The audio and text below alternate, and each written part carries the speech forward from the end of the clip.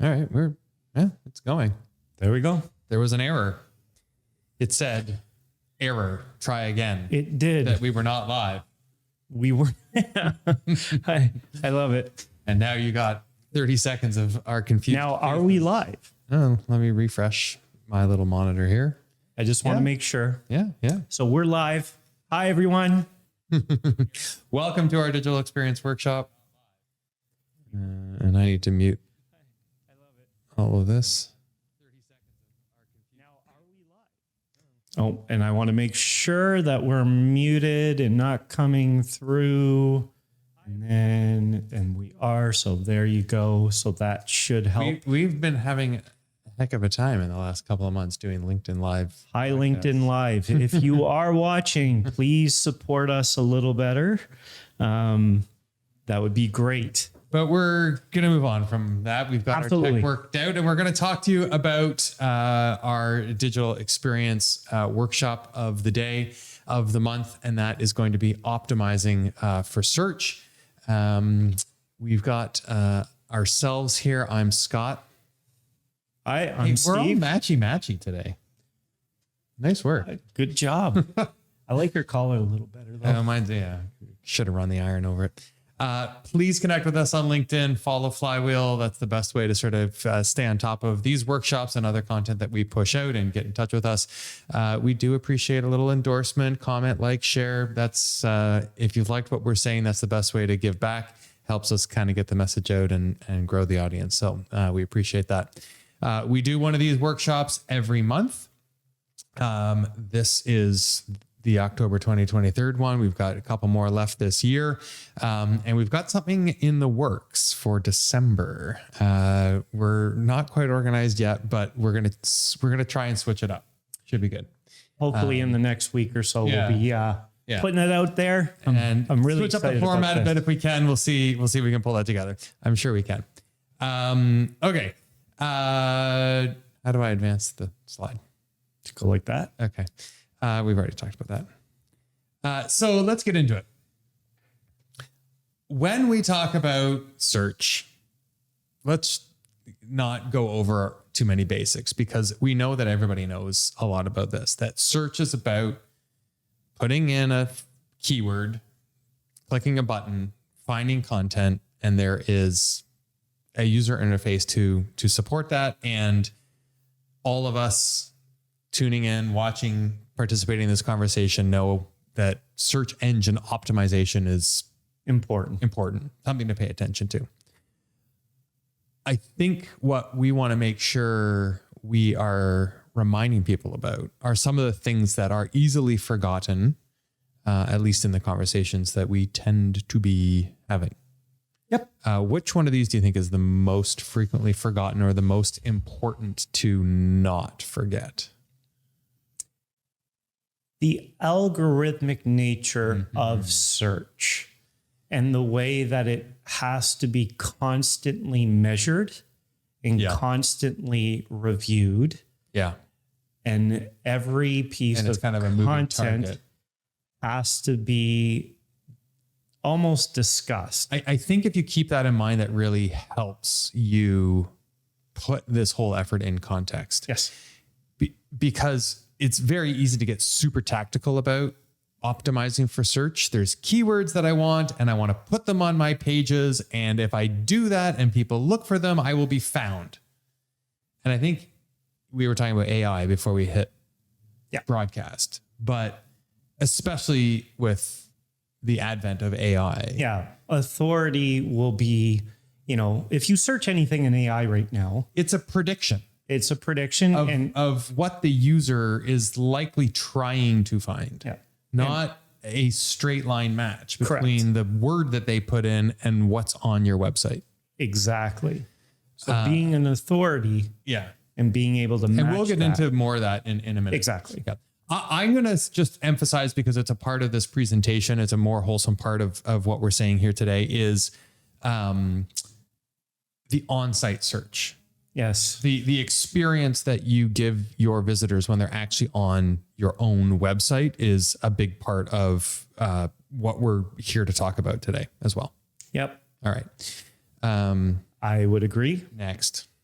There you go. Let's start with a bit of a conversation about architecture. I think that this is the one thing that we try and sort of hammer home or bring to the surface at the beginning of a search engagement, that I think a lot of the time the intention or the default posture is to try and get your search strategy to bring people to your homepage.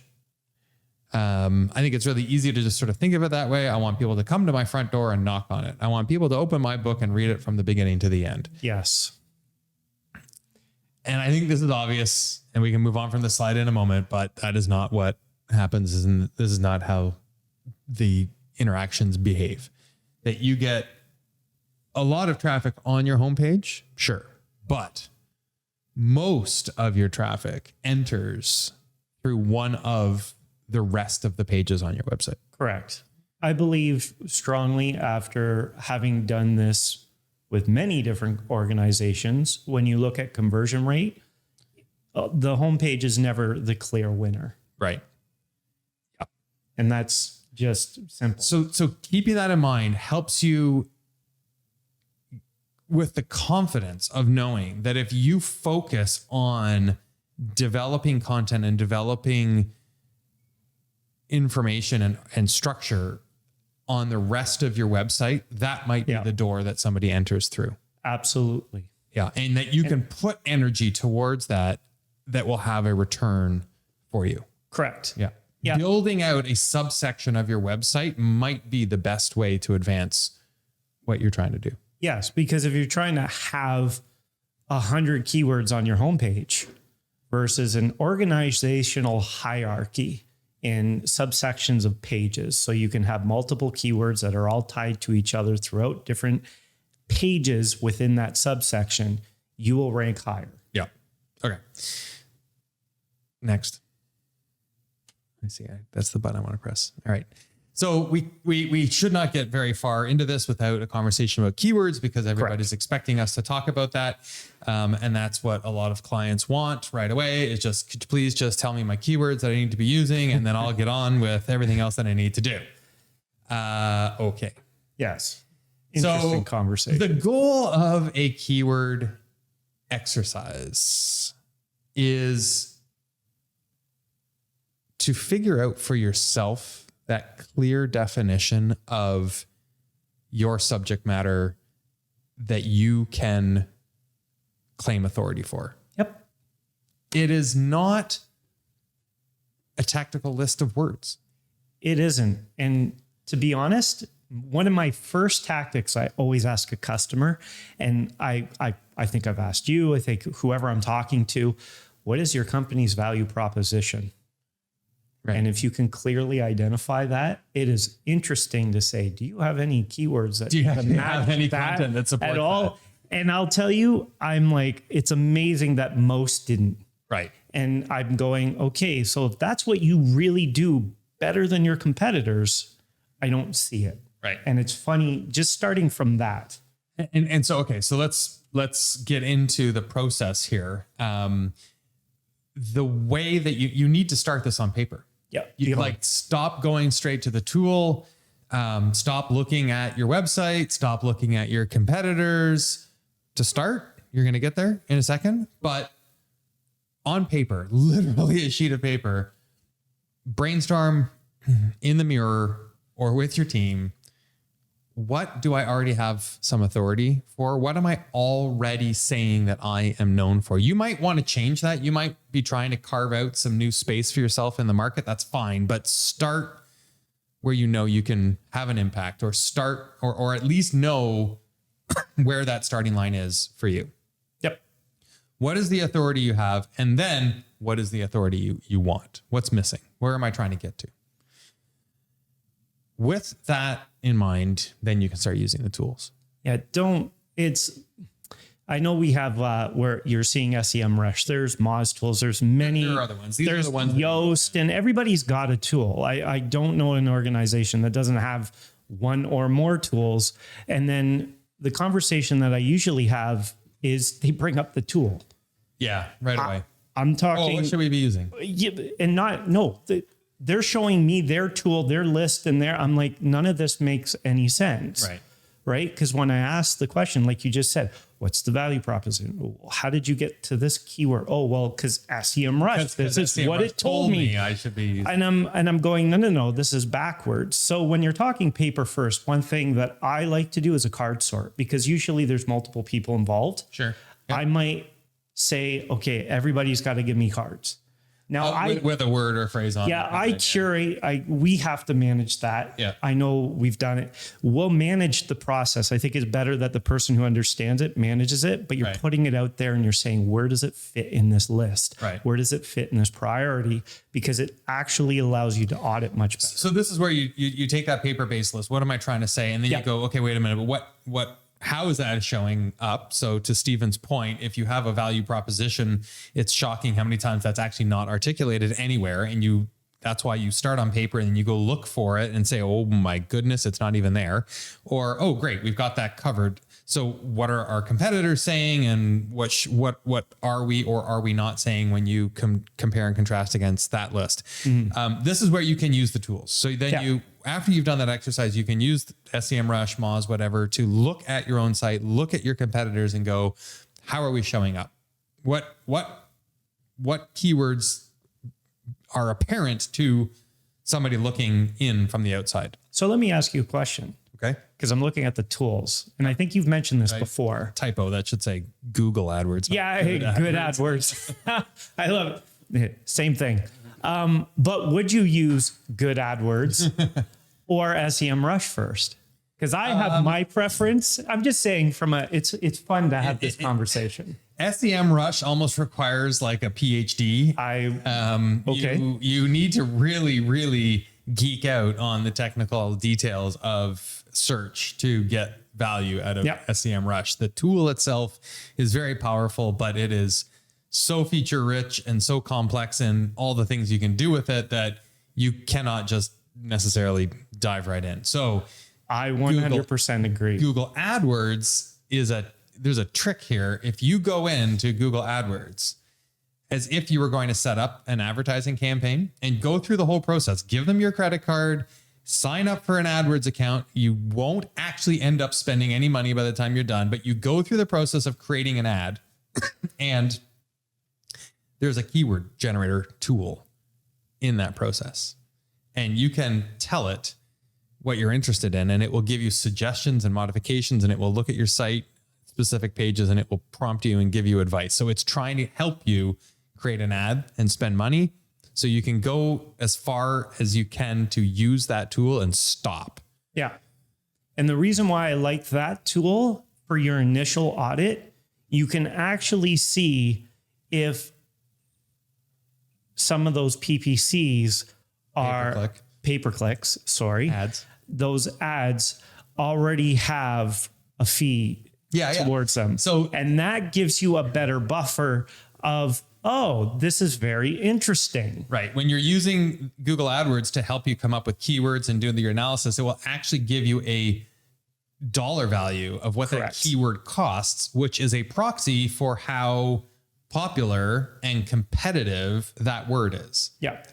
And so if that's an important keyword for you, but it's a very expensive keyword in the AdWord tool, that means you're going to have a much tougher time carving out your own attention for that word. It's going to take more, cost more, be more competitive. And again, just going back to the audit, that's why I like Google a little better than jumping into, say, SEMrush. Because SEMrush, we use SEMrush because we know how to use it, and we we can set up predefined reports that are quick to pull and whatnot.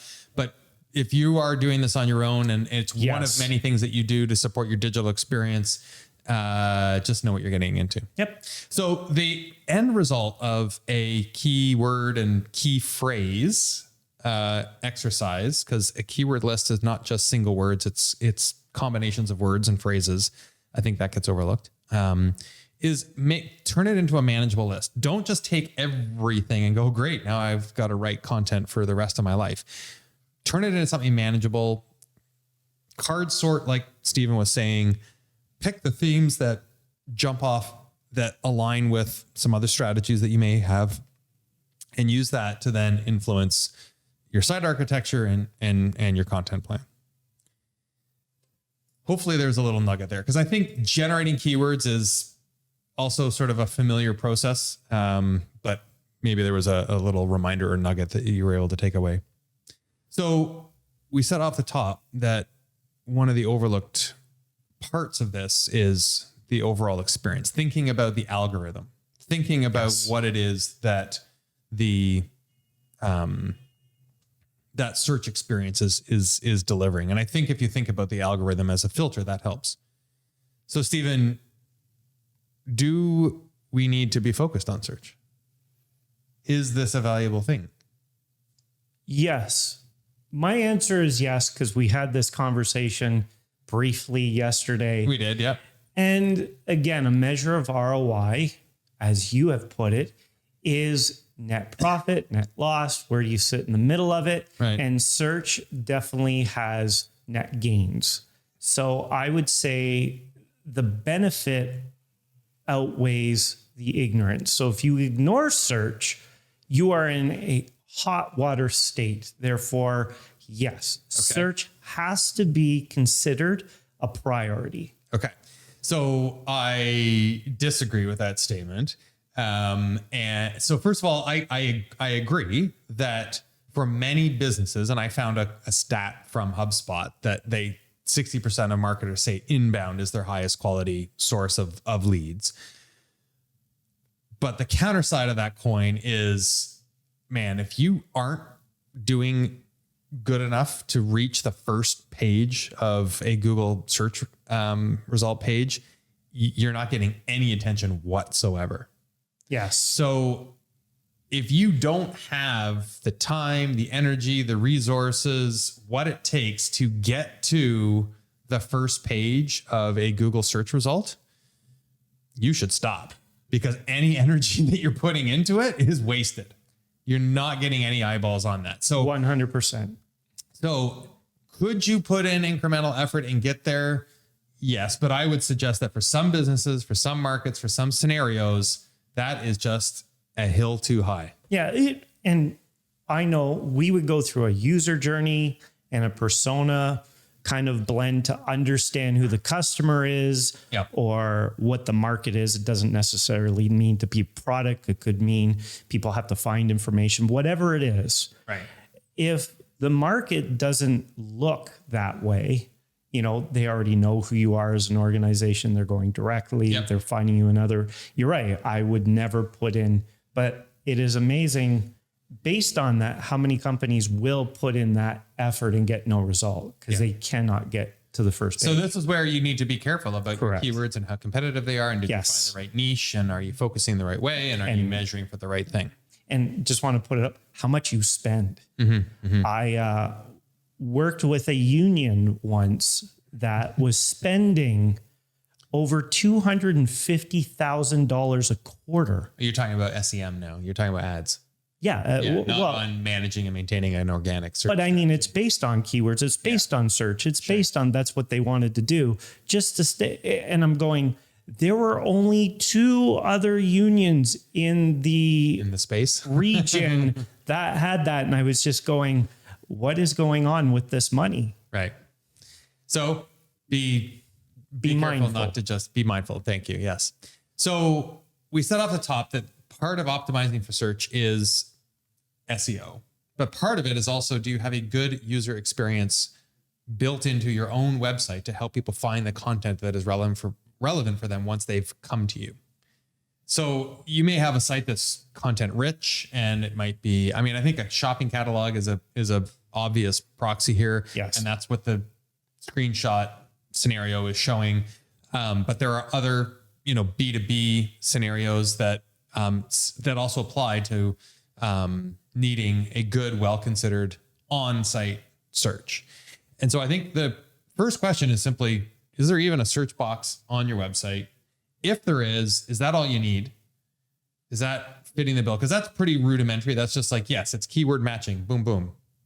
But if you have a site that has rich content, has a lot of pages, has a lot of information, it is probably, and this is where I'll sort of make this bold claim like Stephen just did, is the most effective way to help people navigate, find, and engage with your site is to have a good search box with a good search feature Correct. on your website. And it is not enough to just turn on whatever search capability your content management system has.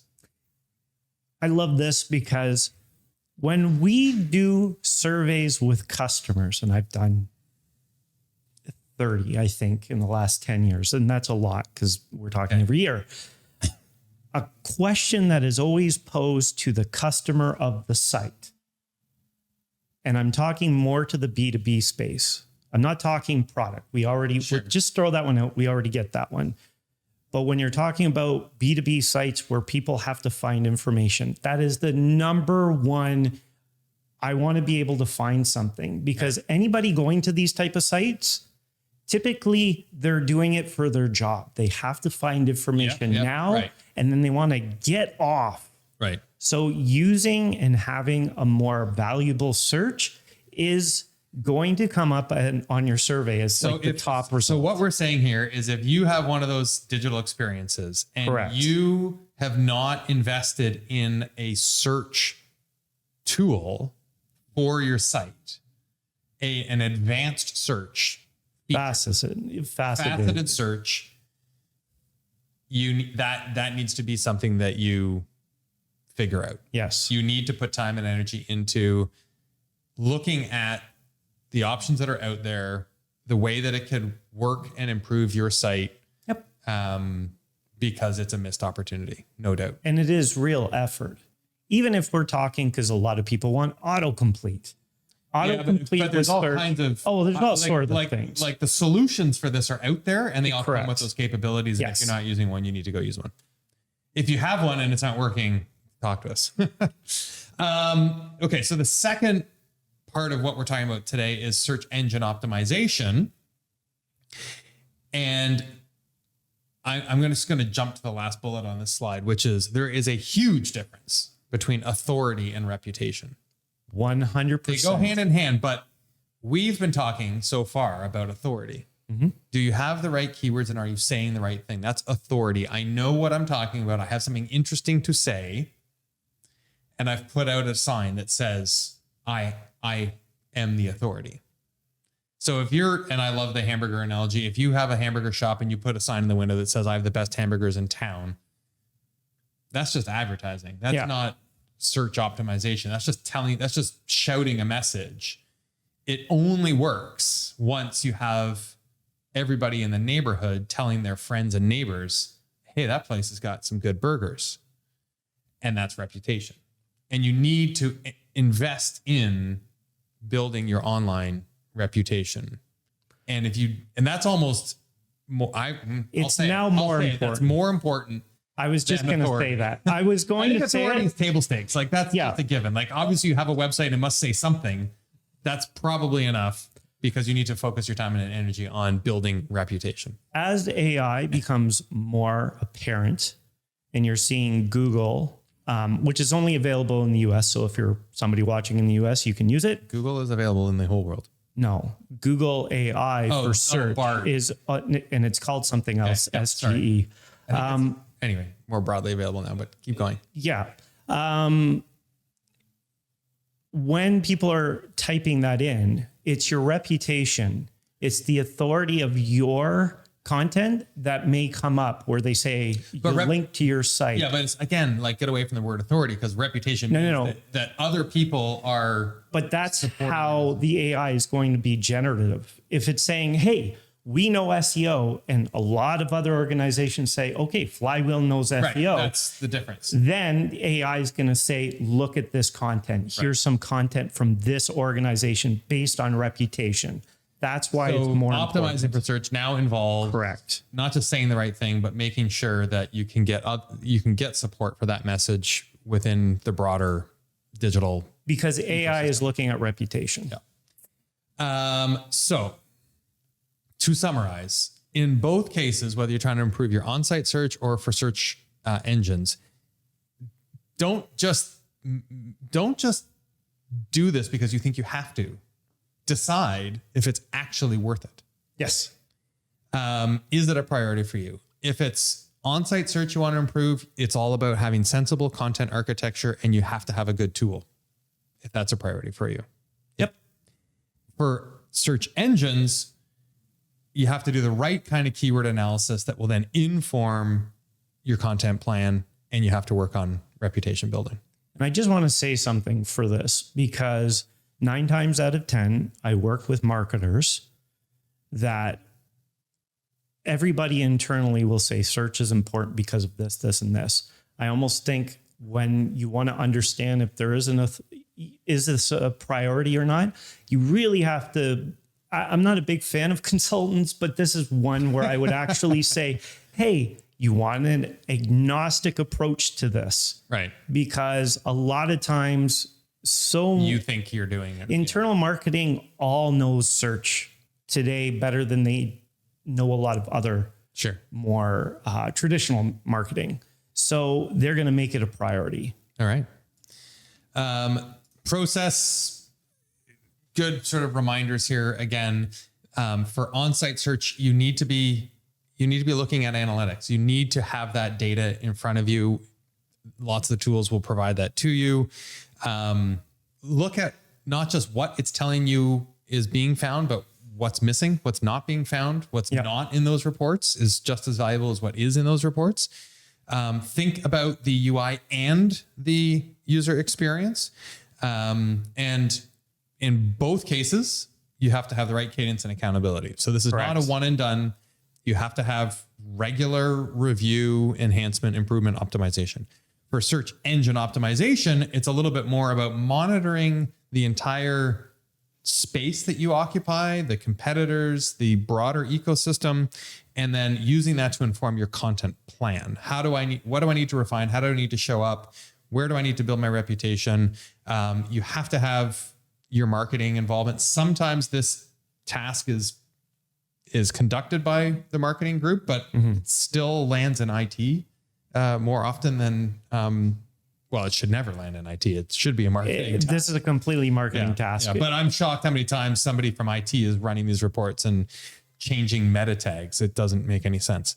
And there's proper tool adoption on each side.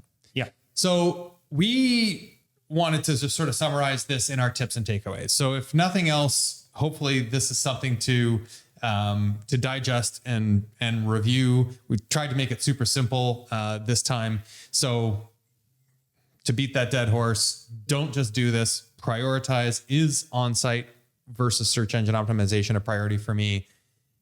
If it's on-site search, have a content plan and an architecture that supports your content logically. Have the right tool.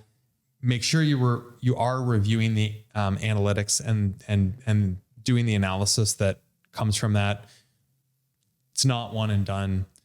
If it's a search engine optimization strategy that's important to you, don't forget about phrases as opposed to just words. We didn't really talk about this much, but multimedia search is so important now. Oh, well, it's pretty well. How many people are doing hands-free search today? Yeah. Has dramatically increased. Yeah. I heard it was over 20% now, which shocked me. And that came directly from Google. I always forget the gentleman's name who publishes, but he said it's 20%. Which is incredible. Have multimedia on your site, if you have images, if you have video, if you have documents and whatnot, you have to make sure that those are searchable. We could go on about that, but that's another half an hour. Yeah. And then make sure you're saying the right thing, but building that reputation as well. There you go. So thanks for tuning in, everybody. We'll see you on our next workshop, and follow Flywheel on LinkedIn for a little bit more detail about what's coming in December as well. Have a great day. Take care, everybody. Thanks.